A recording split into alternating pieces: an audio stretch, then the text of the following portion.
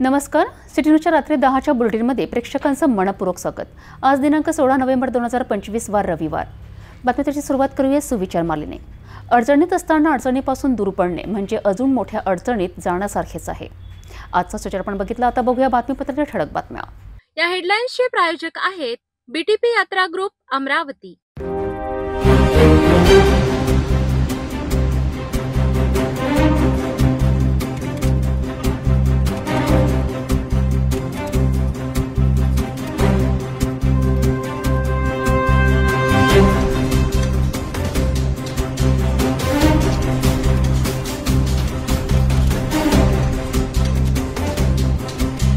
आपण ठळक बातम्या बघितल्या, आता घेऊया छोटासा ब्रेक।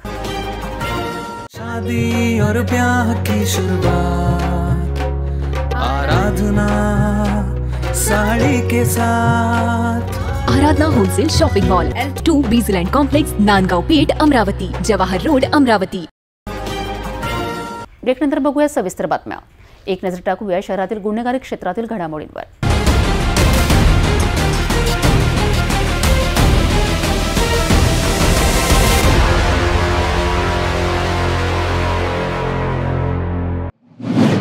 फ्रेजरपुरा पोलीस ठाण्याच्या पथकाने पेट्रोलिंग दरम्यान मिळालेल्या गुप्त माहितीच्या आधारे कारवाई करून हातभट्टी दारू तयार करणाऱ्या महिलेला रंगेहात पकडले आहे। या कारवाईत पोलिसांनी हातभट्टी दारू, मोहमास आणि इतर साहित्य असा एकूण 23,250 रुपयांचा मुद्देमाल जप्त केला असून आरोपीवर महाराष्ट्र पोलीस कायद्याअंतर्गत गुन्हा दाखल करण्यात आलाय। पोलीस स्टेशन फ्रेजरपुरा हद्दीमध्ये नियमित पेट्रोलिंग सुरू असताना पोलिसांना गुप्त माहिती मिळाली की परिहारपुरा वडाळी अमरावती येथे एक महिला घरात हातभट्टी दारू तयार करीत आहे। या माहितीनुसार पोलिसांनी तत्काळ छापा टाकला। या छाप्यात बबिता नागिन सुनेरे, वय 45 वर्ष, ही महिला घरात बेकायदेशीररित्या हातभट्टी दारू तयार करताना आढळून आली। पोलिसांनी घटनास्थळावरून हातभट्टी दारू, मोहमास आणि तयार करण्यासाठी लागणारे साहित्य असा 23,250 रुपयांचा मुद्देमाल जप्त केलाय। त्यानुसार उर्वरित साहित्य जागेवरच नष्ट करण्यात आले। या प्रकरणात फ्रेजरपुरा पोलीस ठाण्यात कलम 65 क फ ड महाराष्ट्र पोलीस कायद्याअंतर्गत गुन्हा नोंदविण्यात आला असून पुढील तपास सुरू आहेत।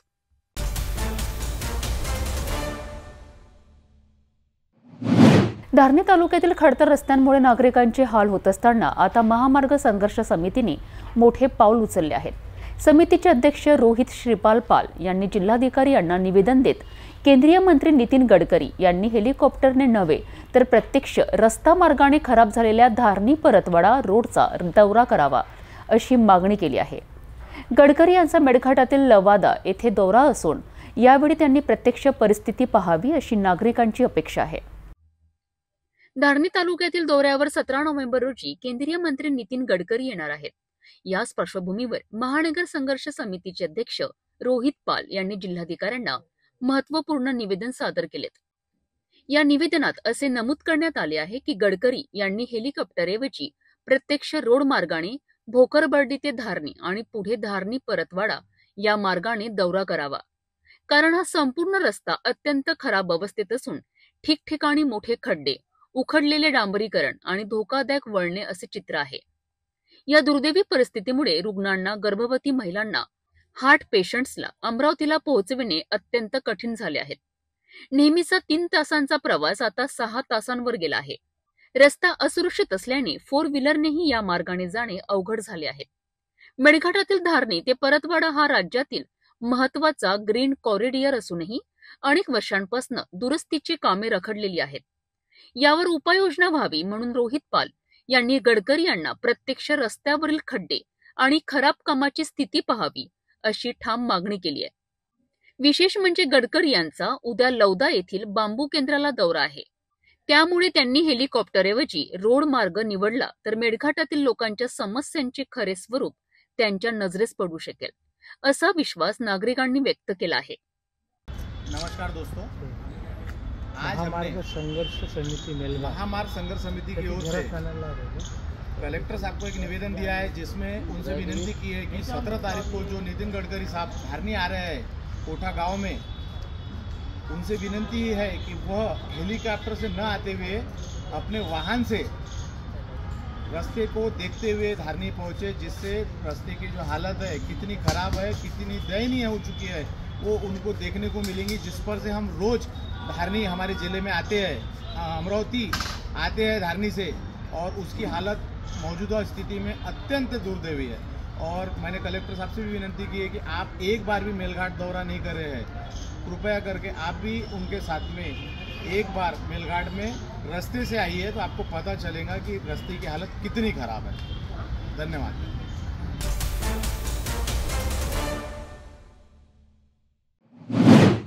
अमरावती शहरात तब्बल 20,000 ऑटो असूनही त्यांचे प्रश्न प्रशासनापर्यंत पोहोचत नाही, असा गंभीर आरोप ऑटो युनियनचे अध्यक्ष नितीन मोहोड यांनी केला आहे।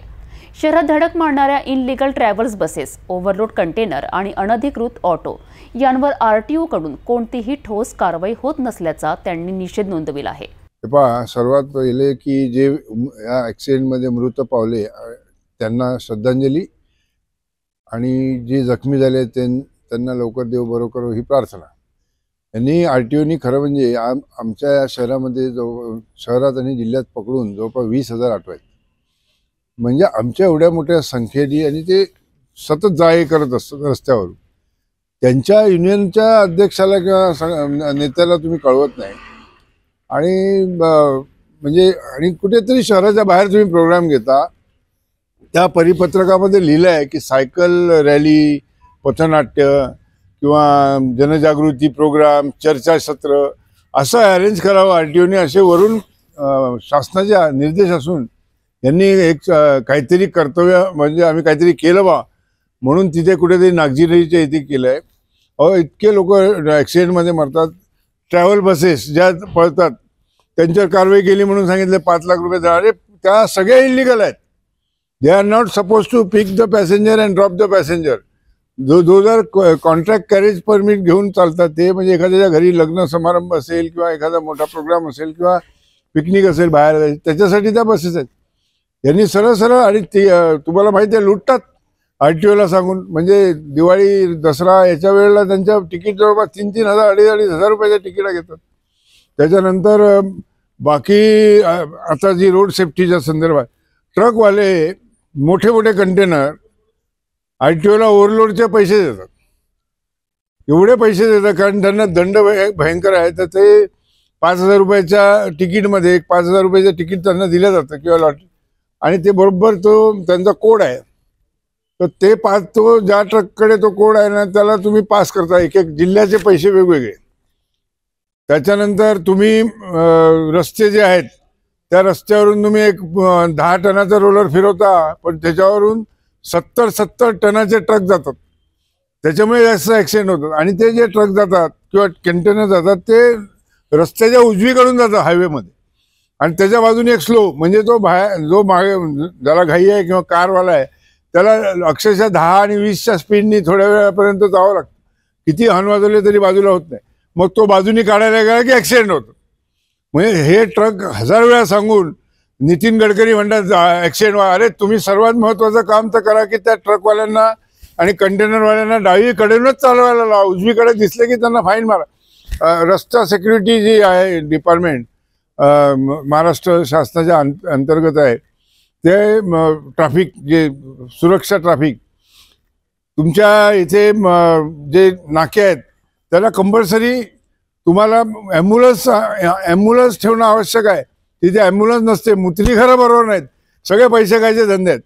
इतके रस्ते खराब झाले आहेत, तुम्ही सांगतो की त्या रस्त्यावरून ते काढता ॲक्सिडेंट होतात। हे जळतात बसेस, त्या बसेस जळतात, त्याच्यावर काही इन्स्पेक्शन नाही, त्याचं कधी त्याचे परमिट नसतं, त्यांना दरवेळेला परमिट वेगळं काढावं लागतं। विदाऊट परमिटचे बसेस चालतात। हे सगळी बजबजपुरी आहे। आणि तुम्ही प्रोग्राम घेता, विक्टीम किती लोक मरतात या महाराष्ट्रामध्ये दरवर्षी 13 ते 14,000 कॅज्युअलिटी म्हणजे फेटल ॲक्सिडेंट, आणि हजारो लोक त्याच्यामध्ये इंजर्ड होतात। इन्शुरन्स कंपन्या ज्या आहेत तुम्हाला सांगतो की ह्या सगळ्या पैसे खाऊ कंपन्या झाल्यात। पहिले 4 कंपन्या इन्शुरन्स काढत होते, आता 1,200 कंपन्या झाल्या, जास्तच त्या इन्शुरन्स काढतात। कारण फक्त टेक आहे, गिव काहीच नाही। एखादा ॲक्सिडेंट झाला तर ते इतके त्रास देतात कंपनीवाले, त्याला क्लेमच देत नाही। ऑटोवाल्यांकडून मी मागे पृथ्वीराज चव्हाण असताना बोललो होतो की आमच्या ऑटोवाल्यांकडून, आजपासून हे 15 वर्षापूर्वीची गोष्ट, की आमच्या ऑटोवाल्यांकडून तुम्ही दरवर्षी 42 लाख, तेव्हाची गोष्ट, आता तर जवळपास ती रक्कम जवळपास 100 कोटीच्या वर गेलेली आहे. आणि आम्हाला तुम्ही ज्या वर्षी 42 कोटी आमच्याकडून घेतले, त्यावर्षी टोटल क्लेम फक्त 8 लाखाचा दिला. म्हणजे तुम्ही पूर्ण 42 कोटी रुपये त्या इन्शुरन्स कंपनीच्या घसात घातले. आणि जोपर्यंत इन्शुरन्स काढत नाही तोपर्यंत तुम्ही पासिंग करत नाही. म्हणजे सगळेच लागेबंदे झालेले आहेत. म्हणून आणि RTOला समजायला पाहिजे की कोणाला बोलवायला पाहिजे. ट्रक असोसिएशनच्या लोकांना बोलवलं नाही. तुम्ही त्यांना लेखी पत्र द्या. ट्रक असोसिएशनचा पण मी अध्यक्ष आहे, मला तुम्ही पत्र द्या. ऑटो युनियनचा मी संस्थापक आहे, आम्हाला पत्र द्या, बोलवा. फोन करून नाही, तुम्हाला फक्त तो काहीतरी दाखवायचे 1-2 फोटो काढून की बा आम्ही असा प्रोग्राम केला, म्हणजे करतोय म्हणून काय थातूर मातूर. अरे सगळ्यात मोठा गहन प्रश्न आहे, किती लोक मरतात आणि त्याला you are not taking it seriously. म्हणजे लोक जनजागृती करायला पाहिजे की कशी गाडी चालवायला पाहिजे, कसा U-टर्न मारायला पाहिजे. माझे ऑटोवाले पण कधी कधी शिस्त तोडतात, त्यांना मी बोलतो. त्याच्यानंतर अनधिकृत ऑटो जे बाहेरून आलेले आहेत, जे तिथे डिस्कार्ड झाले, ते इथे चालतात आणि जे बिचारे 20-20, 25-25 वर्ष झाले ऑटो चालवतात, त्यांना त्यांचे धंदे हे लोक करतात पैसे देऊन वगैरे, त्यांच्यावर कारवाई करा ना. मी कधीच म्हणत नाही. RTOला मी सांगितलं की जोपर्यंत अतिशय अति करत नाही ऑटोवाला, तोपर्यंत तुम्ही त्याच्यावर कारवाई करू नका. पण जो जर जास्तच हे करत असेल तर तुम्ही निश्चित कारवाई करा. आणि मी RTOला विचारा की I never interfere in their matter. आणि दुसरी गोष्ट, आज तुम्ही शहरामध्ये, अमरावती शहरात 7,500 ऑटो आहेत आणि त्यांचे स्टॉप जे आहेत ते सर्वच्या सर्व दुकानदारांनी आणि तिथे येणाऱ्या गिरायकांनी केलेले आहेत. आणि आम्हाला दिलेले स्टॉप 55 स्टॉप हे 4,000 ऑटो असताना दिलेले आहेत. आणि आता माझे ऑटो दुप्पट झाल्यावर सुद्धा आमची स्टॉपची संख्या वाढवली नाही आणि आम्हाला चार्ज. आणि दुकानदारांची संख्या आधी 2 लाख व्हेकल होत्या, 6 लाख व्हेकल झाले आहेत अमरावती शहरामध्ये दुकानदाराच्या स्कूटर. आणि त्यामुळे तो बाजूला उभा राहतो, त्याला चार्ज मारतो. आणि फेरीवाल्यांनी पूर्ण अतिक्रमण करून गेलेलं आहे. म्हणजे तुम्ही मग तो असा चांगला ॲक्सिडेंट होतात छोटे मोठे. मुलींना वगैरे मुलींना बोलवायला पाहिजे, खास करून मुलींच्या हातात आता तुम्ही स्पीडच्या मोटरसायकली की स्कूटर दिलेल्या आहेत, त्या कशा चालवतात आणि किती मेल्या आहेत तुम्ही बघा तरुण मुली. म्हणून ह्या सेफ्टीसाठी तुम्ही गव्हर्नमेंट चांगला उद्देशाने कार्यक्रम राबवायला होते, त्याची जनजागृती तुम्ही करत नाही.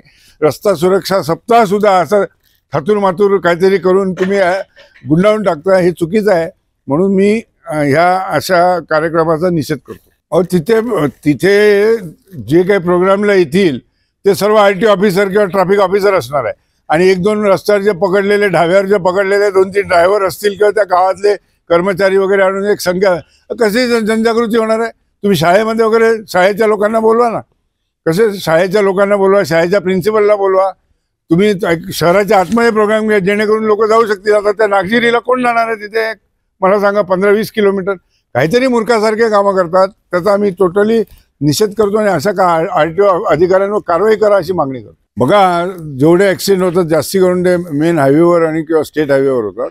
तिथे काय झालेलं आहे, पंक्चर ज्याला म्हणतो किंवा T पॉईंट्स असतात, तिथे राईट टर्न घेताना किंवा लेफ्ट टर्न घेताना ते समोरच्या गाडीचा विचार करतं. एक दुसरी गोष्ट, डाव्या बाजूनी ट्रकनी चालवायला पाहिजे. ST सुद्धा, ST वाले सगळ्यात नालायक, ते तर राईट साईडनीच ST चालवतात अगदी 60-70च्या स्पीडनी. मग तो कारवाला जो आहे तो बाजूनी जायला लागतो, समोरून ट्रक येतो किंवा दुसरं वाहन येतं आणि ते ॲक्सिडेंट होतं. दुसरी गोष्ट अशी आहे की ॲक्सिडेंट जेव्हा होतात तर तुम्ही त्यांना जनजागृती करताना हे सांगायला पाहिजे की मी आफ्रिकेमध्ये गेलो होतो, केनियामध्ये, नैरोबीला. एवढ्या अडाणी लोक तिथे आणि मागासलेले देश असून सुद्धा ट्रॅफिकचे नियम, हॉर्न मला दिसला नाही पूर्ण 8 वर्षामध्ये, 8 दिवसामध्ये तिथे एक हॉर्न दिसला नाही. आणि जर एखाद्या गल्लीतून एक जण आला तर तो थांबतो, पूर्ण ट्रॅफिक क्लिअर होईपर्यंत तो रस्ता पण क्रॉस करत नाही. इथे यांनी ही जागृती द्यायला पाहिजे की पहिले जो मेन रोडवरून जातो त्याला प्राधान्य द्यायला पाहिजे. तो मधल्या रस्त्यावर सटकन T पॉईंटवरून घुसायला बघतो आणि तिथून आलेला ट्रक चिरडला जातो.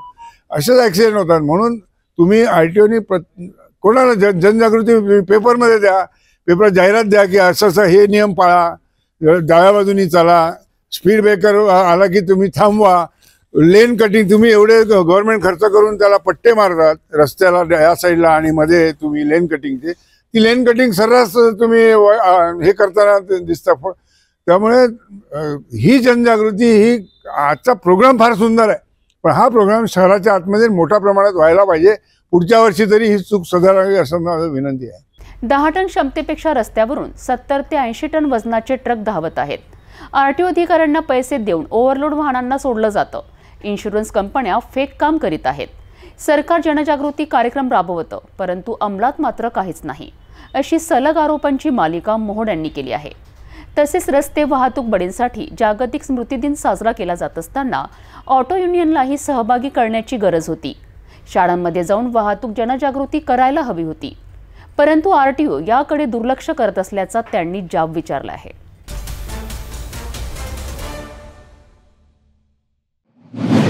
नोव्हेंबर महिन्यातील 3रा रविवार हा रस्ते वाहतूक बळींसाठी जागतिक स्मृती दिन म्हणून पाळला जातो.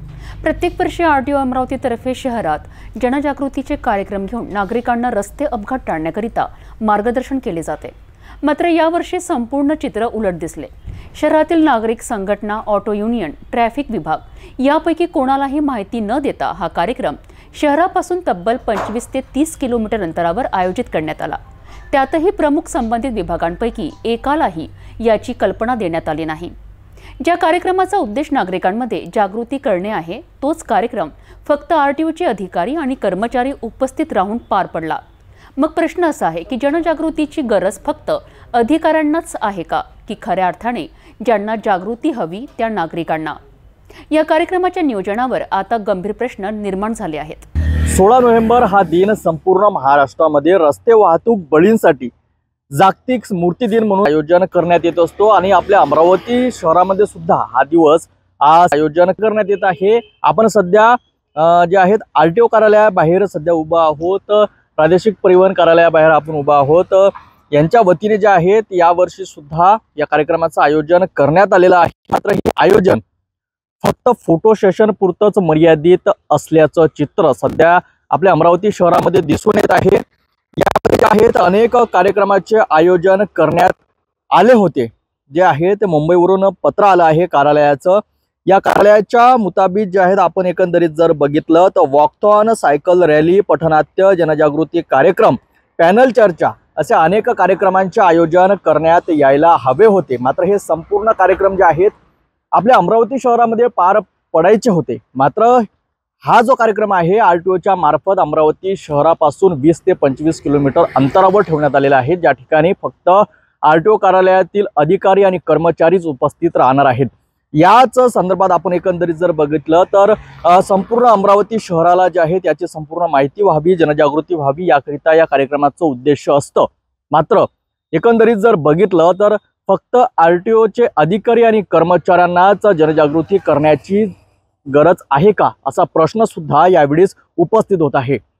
याच कार्यालयाशी संबंधित जे आहे तर अमरावती शहरातील वाहतूक विभाग कार्यालयाला सुद्धा कुठल्याच प्रकारचं आरटीओ कार्यालयाने पत्र दिलेलं नाही. कुठल्याच प्रकारची माहिती त्यांच्यापर्यंत पोहोचविण्यात आली नाही. तसेच अमरावती शहरामध्ये ऑटो युनियन, अमरावती शहरामध्ये ऑटो मोठ्या प्रमाणात चालतात. ऑटो युनियनच्या अध्यक्षांना सुद्धा कुठल्याच प्रकारची सूचना या कार्यक्रमासंदर्भात देण्यात आलेली नाहीत. त्यांच्याकडून सुद्धा सिटी न्यूजने या संदर्भात माहिती विचारली असता अनेक शाळा असेल, कॉलेजमध्ये सुद्धा या प्रकारचं माहिती जी आहेत आरटीओ कार्यालयाने पोहोचवायला हवी होती असं त्यांची सुद्धा प्रतिक्रिया समोर आली आहेत. आपण एकंदरीत जर बघितलं आता आरटीओ कार्यालयाने कार्यक्रम तर आयोजित केला, मात्र तो फक्त फोटो सेशन पुरताच मर्यादित राहणार का असा प्रश्न संपूर्ण अमरावतीकरांना पडला आहे. कॅमेरामॅन मोहन विश्वकर्मासह मी रोहित खळे, पाहत रहा सिटी न्यूज अमरावती.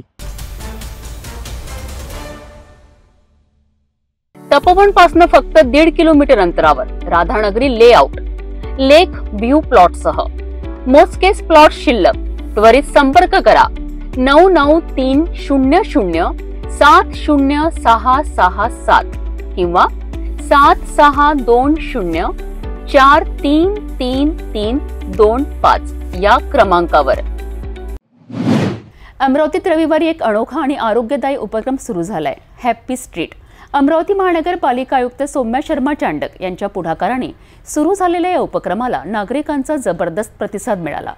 वाहनमुक्त रस्ते, ताजेतवाने वातावरण आणि सकाळच्या आनंदात नागरिकांनी विविध उपक्रमांचा मनसोक्त आनंद घेतला. अमरावती महानगरपालिकेतर्फे रविवारी शहरात पहिल्यांदाच हॅपी स्ट्रीट या उपक्रमाचा उत्साहात शुभारंभ करण्यात आलाय. सकाळी 6 वाजता वेलकम पॉइंट येथे सुरू झालेल्या या कार्यक्रमात नागरिकांकरिता संपूर्ण रस्ता वाहनमुक्त ठेवण्यात आला होता. हॅपी स्ट्रीटचा उद्देश शहरातील नागरिकांना प्रदूषणमुक्त वातावरण, वाहनांचा त्रास नसलेली मोकळी जागा आणि सकाळच्या शांत आनंददायी हवेत व्यायाम करण्याची संधी उपलब्ध करून देणे हा होता. या उपक्रमात yoga, Zumba, cycling, running, skating, दोरी उड्या, पारंपरिक खेळ, कलात्मक उपक्रम, संगीत, फिटनेस ट्रेनिंग अशा अनेक उपक्रमांचा समावेश होता. कुटुंबासह आलेल्या नागरिकांनी भरभरून सहभाग नोंदविला आणि परिसर खऱ्या अर्थाने हॅपी स्ट्रीटमध्ये बदलला. झुंबा ग्रुप, राज डान्स फिटनेस स्टुडिओचे प्रशिक्षक तसेच झिरो सून्स क्लब यांनीही आपल्या प्रस्तुतीने वातावरण अधिक रंगतदार केलेत. महानगरपालिका आयुक्त सौम्या शर्मा चांडक यांच्या नेतृत्वाखाली सुरू झालेला हॅपी स्ट्रीट उपक्रम शहराच्या संस्कृतीचा भाग बनेल असा विश्वास व्यक्त केला जात आहे.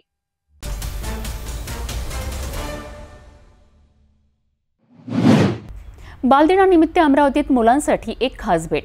इलेक्ट्रोनोवा सिस्टीम प्रायव्हेट लिमिटेडतर्फे महापालिका उच्च माध्यमिक मराठी शाळा क्रमांक 18 येथे रोबोटिक्स कार्यशाळेचे आयोजन करण्यात आलं. या कार्यशाळेने मुलांना विज्ञान तंत्रज्ञानाची ओळख करून दिली, शिवाय त्यांचा बालदिन अधिक आनंददायी झाला आहे. अमरावतीतील महानगरपालिका उच्च माध्यमिक मराठी शाळा क्रमांक 18 येथे बालदिनाच्या निमित्ताने इलेक्ट्रोनोवा सिस्टीम प्रायव्हेट लिमिटेडतर्फे विशेष रोबोटिक्स कार्यशाळा आयोजित करण्यात आली. मुख्याध्यापिका मंजू वानखडे यांच्या पुढाकाराने आयोजित या उपक्रमाचा उद्देश विद्यार्थ्यांना आधुनिक तंत्रज्ञानाची ओळख करून देणे हा होता. या कार्यशाळेत विद्यार्थ्यांना विविध रोबोट्सचे प्रत्यक्ष डेमो दाखवण्यात आले. सेन्सर तंत्रज्ञान, इलेक्ट्रॉनिक साधनांची नावे, त्यांची जोडणी, सॉफ्टवेअर, हार्डवेअरची माहिती अगदी सोप्या भाषेत मुलांना समजावून सांगण्यात आली. मुलांनी स्वतः रोबोट्स हाताळत अनुभव घेतला आणि कार्यशाळेत उत्साहाने सहभाग घेतला. बालदिनानिमित्त इलेक्ट्रोनोवा टीमतर्फे विद्यार्थ्यांना शैक्षणिक पुस्तके आणि छोटे छोटे गिफ्ट्स देण्यात आले. या कार्यशाळेनंतर घेण्यात आलेल्या प्रश्नमंजुषेतही विद्यार्थ्यांनी उत्तम प्रतिसाद दिला. या उपक्रमाचे नेतृत्व इलेक्ट्रोनोवा सिस्टीम प्रायव्हेट लिमिटेडचे संचालक अर्जुन पंडित मोहोरे यांनी केलेत. या यशस्वी आयोजनात टीम सदस्य श्रेयश गावंडे, संस्कार वणवे, रोशन जुमले, तेजस सोनवणे, अक्षय ठाकरे आणि अभिषेक ढाले यांनी विशेष योगदान दिलेत. विद्यालय प्रशासनाने या उपक्रमाचे मनापासून कौतुक केलेत आणि मुलांमध्ये विज्ञान तंत्रज्ञानाची आवड वाढवण्याकरिता अशा कार्यशाळा प्रत्येक शाळेतून व्हाव्यात अशी अपेक्षा व्यक्त केली आहे. इलेक्ट्रोनोवा सिस्टीमच्या या उपक्रमामुळे बालदिन विज्ञान आणि तंत्रज्ञानाच्या अनुभवाने खरोखरच संस्मरणीय ठरलाय.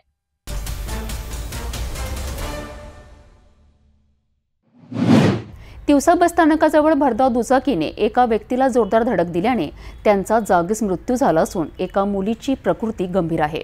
या धडकेनंतर दुचाकीला अचानक पेट लागल्याने ती पूर्णपणे जळून खाक झाली आहे. ही दुर्घटना 16 नोव्हेंबरच्या दुपारी 3 वाजताच्या सुमारास घडली आहे. 16 नोव्हेंबरच्या दुपारी तिवसा बसस्थानकासमोर एक भीषण अपघात घडलाय. अमरावतीवरून नागपूरच्या दिशेने जाणारी दुचाकी अचानक महामार्ग ओलांडणाऱ्या एका व्यक्तीवर आदळली. या धडकेत 53 वर्षीय संजय नामदेव पाटील राहणार शेंदूरजना माहोर यांचा घटनास्थळीच मृत्यू झालाय.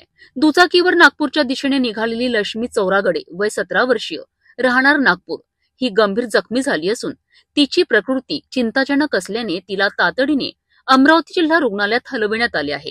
अमरावती येथील 18 वर्षीय दुचाकीस्वार राजेंद्र मोरे हा किरकोळ जखमी झाला आहे. या धडकेनंतर संजय पाटील यांना काही अंतरापर्यंत फरफटत नेण्यात आल्याने दुचाकीने अचानक पेट घेतला आणि ती क्षणातच जळून खाक झाली. घटनास्थळी नागरिकांनी गर्दी केली होती, तर तिवसा नगर पंचायतच्या अग्निशमक दलाने आगीवर नियंत्रण मिळवलेत. घटनेची माहिती मिळताच तिवसा पोलीस ताबडतोब घटनास्थळी दाखल झालेत आणि पंचनामा सुरू केला. याबाबत अधिक तपास तिवसा पोलीस करीत आहेत.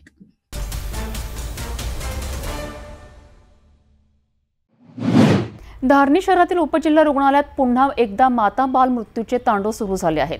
सामाजिक कार्यकर्त्यांच्या तक्रारीनंतरही काही डॉक्टर धारणी सोडायला तयार नाहीत, कारण रुग्णालयात खालपासून वरपर्यंत एक साखळी तयार झाल्याचा गंभीर आरोप स्थानिक नागरिकांकडून केला जातोय. आरोग्यमंत्री आणि अधिकारी भेटी देतात, परंतु दाखवले जाते तेच ऑल इज वेल, परंतु वास्तविकता वेगळी आहे. मेळघाटात माता मृत्यू आणि बाल मृत्यू सलग वाढतच आहे आणि आजचा हा गंभीर प्रकार समाज मनाला अत्यंत हादरून टाकणार आहे. शनिवारी सालाई बर्डी येथील 20 वर्षीय नर्मदा नारायण चिलाटरे यांचा प्रसूती दरम्यान मृत्यू झाला आहे. दिवसभर रुग्णालयात उपचार सुरू असल्याचं सांगितलं जातं, परंतु प्रसूतिगृहात गेल्यावर केवळ 3 मिनिटात त्यांचा मृत्यू झाला. अशा घटना वारंवार घडत असताना स्थानिक प्रतिनिधी मात्र शांत का, असा प्रश्न आता संपूर्ण मेळघाटात उपस्थित केला जात आहे.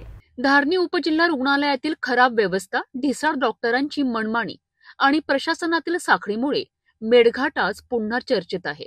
सामाजिक कार्यकर्त्यांनी दिलेल्या तक्रारी असूनही रुग्णालयातील काही डॉक्टर धारणी सोडायला तयार नाहीत, कारण येथे तयार झाली साखळी मोडण्याची हिंमत कोणी करत नाही, अशी नागरिकांची तक्रार आहे. 20 वर्षीय नर्मदा नारायण चिलाटरे ही पहिली डिलिव्हरी होती. 15 नोव्हेंबर रोजी सकाळी मातेच्या पोटात वेदना सुरू झाल्यात. आशाने माहिती देताच आरोग्य सेविका घरी पोहोचली आणि रुग्णवाहिका बोलवण्यात आली. सकाळी 10:30 वाजता मातेला SDH धारणी येथे दाखल करण्यात आले. दिवसभर माता पूर्णपणे सामान्य होती, असे आशा व कुटुंबियांचे म्हणणे आहे. संध्याकाळी 6:30 वाजता प्रसूतिगृहात नेल्यावर काही मिनिटातच चक्कर येऊन माता कोसळली आणि केवळ 3 मिनिटात माता मृत पावली. या प्रकारातील चूक कोणाची? तपासाची गरज अत्यंत गंभीर आहे. याशिवाय गेल्या आठवड्यात एक बालमृत्यू बैरागड आणि धुळघाट रोड तर बिजुवाडी उपकेंद्र अंतर्गत 2 बालमृत्यू झाल्याचे समोर आले आहेत.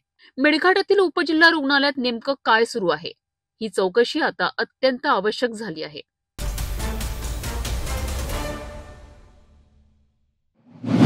अचलपूर नगर परिषदेत निवडणुकीची रंगत वाढू लागली आहे. नगराध्यक्ष पदाकरिता उमेदवारांच्या हालचालींना वेग आला असून अवर्ग नगरपालिकेच्या निवडणुकीत भाजपकडून रुपाली अभय माथणे यांचं नाव सर्वात पुढे असल्याची माहिती भाजप नेते गजानन कोल्हे यांनी सिटी न्यूजला दिली आहे. या दरम्यान शनिवारी अचलपूर नगराध्यक्ष पदाकरिता 3 उमेदवारांकडून 5 नामनिर्देशन पत्र दाखल करण्यात आली आहेत. तसेच नगरसेवक पदाकरिता विविध प्रभागातून 56 नामनिर्देशन पत्र दाखल झाली आहेत. शहरात राजकीय वातावरण तापू लागले असून सर्वच पॅनल्स आपली ताकद दाखवण्याच्या तयारीत आहेत. अचलपूर नगर परिषदेच्या नगराध्यक्ष पदाकरिता नामांकन प्रक्रियेत चांगलीच गर्दी पाहायला मिळाली. भारतीय जनता पक्षाकडून नगराध्यक्ष पदासाठी रुपाली अभय माथणे यांनी नामांकन पत्र दाखल केलं आहे, अशी माहिती भाजप नेते गजानन कोल्हे यांनी सिटी न्यूजला दिली आहे. नगराध्यक्ष पदाकरिता 3 उमेदवारांनी एकूण 5 नामनिर्देशन पत्र दाखल केली आहेत. यामध्ये सरवत अंजुम मोहम्मद साजिद MIM व अपक्ष, नुरुस सबह एहतेशाम नबील भारतीय राष्ट्रीय काँग्रेस व अपक्ष, शबाना बानो गुल हुसेन MIM व अपक्ष. या दरम्यान नगरसेवक पदाकरिता एकूण 56 नामनिर्देशन पत्र दाखल करण्यात आली आहे. प्रभाग क्रमांक 1 ते प्रभाग क्रमांक 20 पर्यंत विविध पक्षांचे उमेदवार अपक्ष, मनसे, शिवसेना, काँग्रेस, प्रहार जनशक्ती पक्ष, भाजप यांच्या अर्जाची नोंद झाली आहे. यामध्ये प्रभाग 3, 6, 7, 10, 11, 12, 15, 17, 18, 19, 20 या प्रभागात मोठी स्पर्धा उद्भवणार असल्याचे चित्र आहे. अनेक प्रभागात अपक्ष उमेदवारांची संख्या लक्षणीय दिसत आहे. प्रहार जनशक्ती पक्षाकडून अचलपूर नगराध्यक्ष पदाकरिता सारिका अनिल पिंपळे यांना उमेदवारी जाहीर करण्यात आली आहे. यामुळे निवडणुकीत तिरंगी लढत होण्याची शक्यता अधिक बळावली आहे.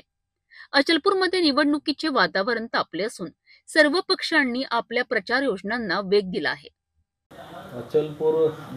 अचलपूर नगरपालिकेची सार्वत्रिक निवडणूक शासनाने जाहीर केली.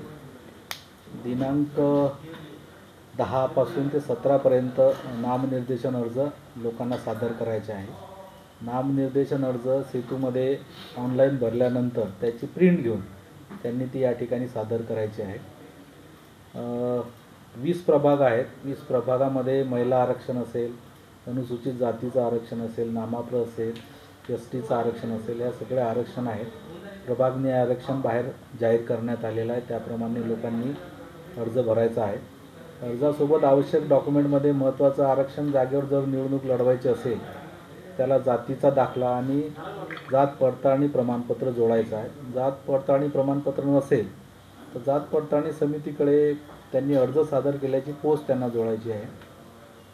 अर्ज सादर करण्यासाठी अचलपूर येथील नगरपालिकेच्या सभागृहात व्यवस्था केलेली आहे. दुपारी 3 वाजेपर्यंत अर्ज दररोज 17 तारखेपर्यंत घेण्यात येतील. त्याची नामनिर्देशन फी सर्वसाधारणसाठी 3000 रुपये व राखीव प्रवर्गासाठी महिलांसाठी 1500 रुपये निश्चित करण्यात आली आहे. अर्ज 17 तारखेपर्यंत स्वीकारल्यानंतर 18 तारखेला त्याची छाननी आहे. आणि विड्रॉल झाल्यानंतर 26 तारखेला चिन्ह वाटप होतील. प्रत्यक्ष मतदान 2 तारखेला होईल. अचलपूर शहरातील 112 मतदान केंद्रावर सकाळी 7:30 वाजल्यापासून सायंकाळी 5:30 वाजेपर्यंत मतदान होणार आहे.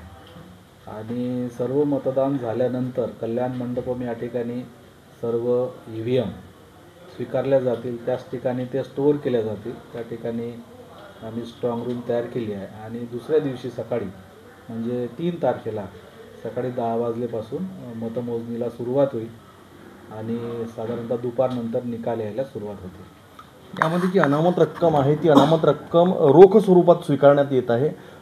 ते डिजिटल स्वरूपात म्हणजे बारकोडला किंवा असं ऑनलाईन नाही घेण्यात येणार नाही. शासनाने किंवा निवडणूक आयोगाने राज्य निवडणूक आयोगाने रोख स्वरूपात अनामत रक्कम स्वीकारण्याचे सूचना केलेल्या आहे, डायरेक्शन दिलेले आहेत. त्याप्रमाणे ती रोख स्वरूपातच लोकांना जमा करावी लागेल.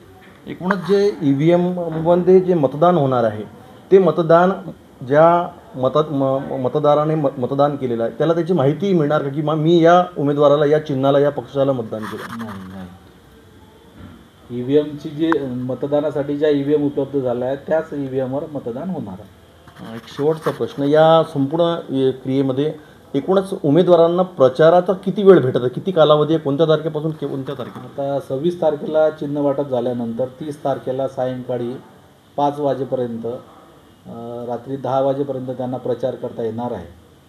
आणि 26 ते 30 असा एवढाच त्याला प्रत्यक्ष प्रचाराचा कालावधी मिळणार आहे. जर ऑनलाईनची प्रक्रिया कुठे कुठे रखडते, कधी कधी साईट बिझी येते, कधी कधी सर्व्हर डाऊन असते, अशा स्थितीमध्ये ऑफलाईनसुद्धा अर्ज घेणं नाही. सध्या तरी कोणत्या प्रकारची अडचण नाही. ऑनलाईन लोकांना भरण्यासाठी कोणतीही अडचण आतापर्यंत आलेली नाही. सुरळीतपणे सर्व ऑनलाईन अर्ज भरणं सुरू आहे.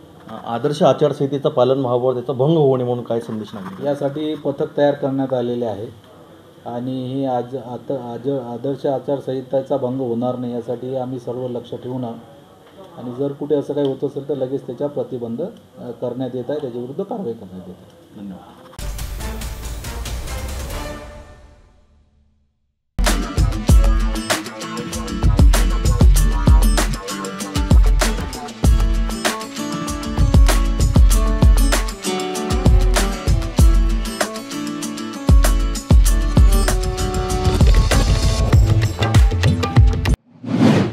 पुसद शहराजवळील आदर्शनगर परिसरात दुपारी भीषण आग लागून 3 ते 4 घरे जळून खाक झाली आहेत. आगीने काही क्षणातच रौद्ररूप धारण करत संपूर्ण परिसराला वेढा घातला.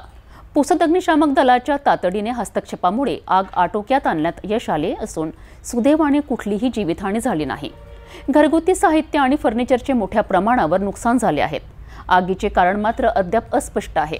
स्थानिक नागरिक आणि अग्निशामक दल मिळून बचाव कार्य सुरू आहेत. पुसद शहरापासून अवघ्या 2 किलोमीटर अंतरावर असलेल्या आदर्शनगर परिसरात दुपारी अचानक भीषण आग लागली.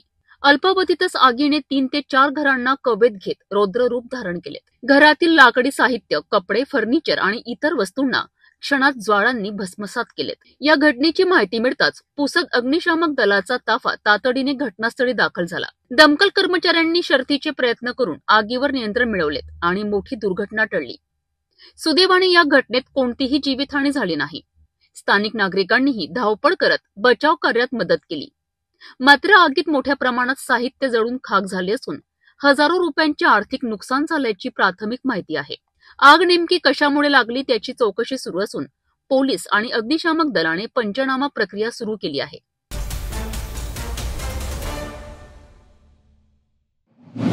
कामरगाव वाशिम जिल्ह्यातील एक छोटं गाव.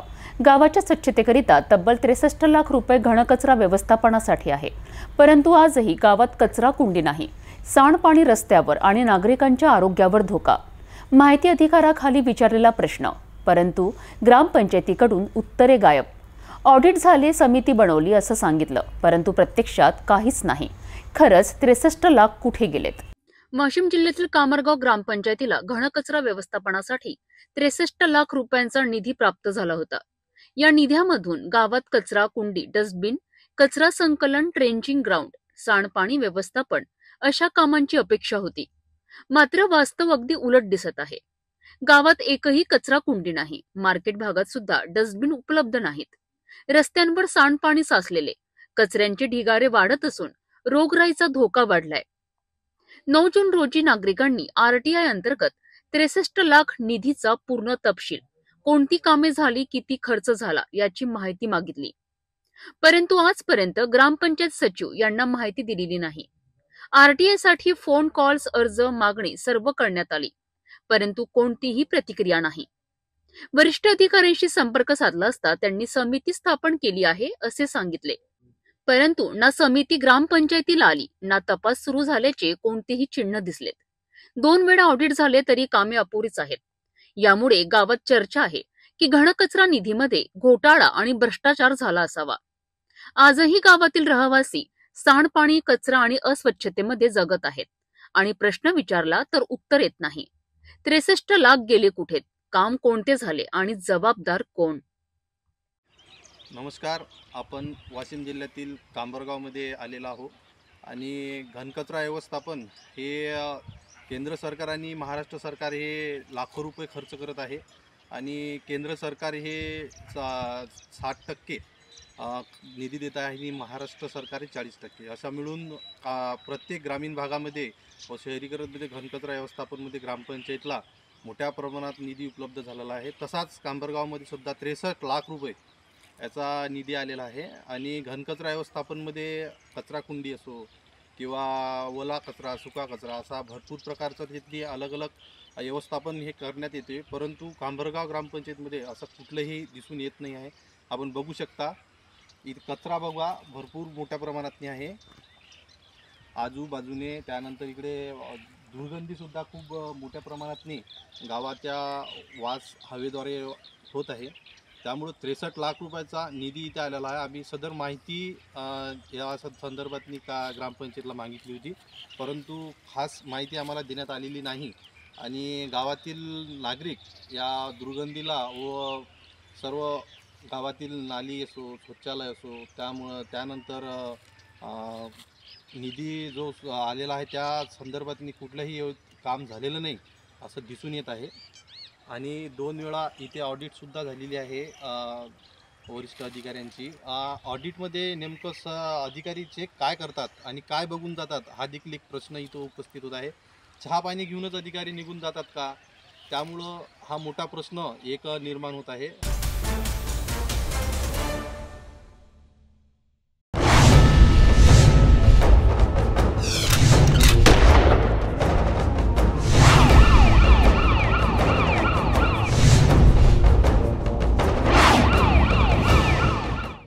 शिवणी बांधगावात शेतातील पैशाच्या वादातून 60 वर्षीय महिलेनं स्वतःच्याच पुतण्यावर जीवघेणा हल्ला केला आहे. दंदी उर्फ लक्ष्मीबाई रामटेके या महिलेने केलेल्या या हल्ल्यामुळे गावात तणावाचं वातावरण निर्माण झालं आहे. वेळोवेळी शिवीगाळ, धमक्या आणि गुंडागिरीमुळे कुप्रसिद्ध असलेल्या या महिलेवर आता पोलिसात गुन्हा दाखल झाला असून साकोली पोलीस पुढील तपास करीत आहेत. भंडारा जिल्ह्यातील साकोली तालुक्यातील शिवणी बांधगाव गावात वाद, शिवीगाळ आणि धमक्यांमुळे कुप्रसिद्ध असलेली 60 वर्षाची दंदी उर्फ लक्ष्मीबाई रामटेके शेतीतून मिळणाऱ्या फेडरेशनच्या धान्याच्या पैशावरून ताण वाढत होता. धान विक्रीच न करता पैसे मला दे असा अट्टहास ती सतत करत होती. दररोज घरी येऊन अश्लील शिवीगाळ, धमक्या, घरातील शांतता भंग करणं आणि या सगळ्यांचा त्रास पुतण्या अनेक दिवसांपासून सहन करत होता. अखेर 16 नोव्हेंबरला वाद चिघळला आणि लक्ष्मीबाईंनी 42 वर्षीय पुतण्यावर थेट हल्ला चढवला. या मारहाणीमध्ये तो गंभीर जखमी झाला असून गावात भीतीचं वातावरण निर्माण झालं आहे. का म्हणणार तुझा नाही ना? तुझे पैसे आले का? आले का तुझे पैसे? आले का तुझे पैसे? हा ना, आले ना तर हाच व्हिडिओ आता दाखवतो. तू भंडाराला चल. कधी जावायचं आहे? कधी जावायचं आहे? कधी जावायचं आहे? कधी जावायचं सांग, सांग ना कधी जावायचं आहे? हे जे तू काय गावगुंड झालीस का? काहून मा बाबाला मारलीस? फोटो काढून पाठवतो. थांब जरा तू. थांब थांब. हा थांब. हा अजून जेवढे सेवा देशील ना तर तेवढे दिसणार आहे. आपल्या वयाचा मान ठेव. याआधीही ग्रामपंचायतीत समज देण्यासाठी बैठक बोलावली होती, परंतु ही महिला मुद्दाम उपस्थित राहिली नव्हती. गावकऱ्यांना शिव्या देत फिरणं, विवाद निर्माण करणं अशी तिची प्रतिमा गावात आधीपासूनच होती. या रक्तरंजित घटनेनंतर साकोली पोलिसांनी गुन्हा नोंद केलाय. गावकऱ्यातून संताप व्यक्त केला जात असून गावात दहशत माजवणाऱ्या या महिलेवर कठोरात कठोर कारवाई करा अशी जोरदार मागणी केली जात आहे. जाता जाता पुन्हा एकदाच्या ठळक बातम्या. या हेडलाईन्सचे प्रायोजक आहेत बीटीपी यात्रा ग्रुप अमरावती.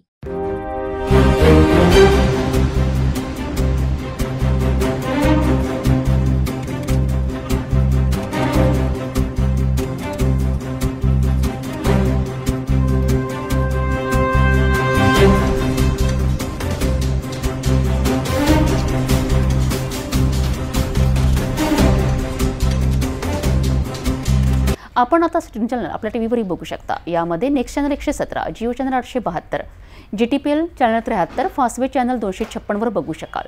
आता अमरावती जिल्ह्यानंतर विदर्भ आणि महाराष्ट्राचे दर्शक घर बसल्या आपल्या केबल टीव्हीवर सिटी न्यूजच्या बातम्या पाहू शकाल. यामध्ये Chhatrapati Sambhajinagar NST setup box number 14, Yavatmal setup box number 12, Washim setup box number 26, Nanded setup box number 17, Mahur setup box number 7, Akola RRC setup box number 899 वर बघू शकाल. लवकरच आम्ही आपल्यापर्यंत पोहोचणार आहोत. जर आपल्या टीव्हीवर सिटी न्यूज चॅनल दिसत नसेल तर आपण आपल्या केबल ऑपरेटर संपर्क करावा. आपण सिटी न्यूज केबलच्या व्यतिरिक्त यूट्यूब, फेसबुक, इंस्टाग्राम आणि ट्विटरवर बघू शकता. याकरिता सोशल मीडिया अकाउंट सबस्क्राईब करा, फॉलो करा, लाईक करा. यूट्यूब अकाउंट सबस्क्राईब करण्याकरिता सबस्क्राईब बटनाला क्लिक करा आणि बेल आयकॉन दाबायला विसरू नका, कारण सर्वप्रथम समाचार आपल्यापर्यंत पोहोचणार आहेत. तसेच सिटीचे फेसबुक पेज लाईक करा, इंस्टाग्राम आणि ट्विटर हँडल फॉलो करा. आपण व्हॉट्सॲपवर सुद्धा सूचना देऊन न्यूज प्राप्त करू शकता. व्हॉट्सॲप नंबर स्क्रीनवर येत आहे. हे बातमीपत्र एवढ्यावरच थांबूया. पुन्हा भेटू नवीन घडामोडींसोबत. आपण बघत राहा सिटी न्यूज. हर खबर पर पैनी नजर, हर मुद्दे पर सटीक वार, यही है सिटी न्यूज की पहचान. जहाँ सच्चाई की आवाज दबाई जाती है, वहाँ सिटी न्यूज उठाता है सवाल. हर स्क्रीन पर, हर प्लेटफॉर्म पर हमारी मौजूदगी बोलती है. सिटी न्यूज, हमेशा सच के साथ.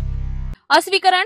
सिटी न्यूज चॅनलवर राजकीय, सामाजिक, धार्मिक कार्यकर्ते, प्रशासकीय अधिकारी, कर्मचारी किंवा कोणत्याही व्यक्तीने व्यक्त केलेले विचार अथवा माहिती ही त्यांची वैयक्तिक मते आहेत. त्या मतांशी सिटी न्यूज चॅनलची सहमती असणे आवश्यक नाही.